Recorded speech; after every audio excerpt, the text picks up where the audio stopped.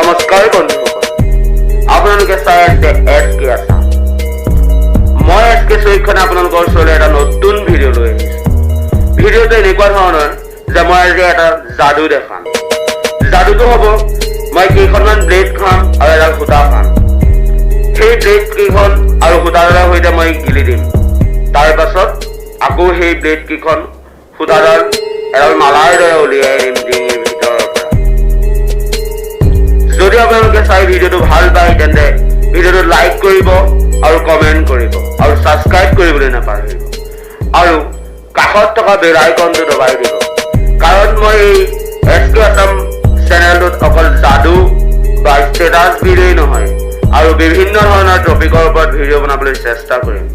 গতিকে আপোনালোকে যাতে সেই ভিডিঅ'সমূহ আগতীয়াকৈ পায় সেইবাবে বেল আইকনটো দবাই থোৱাটো জৰুৰী। ধন্যবাদ।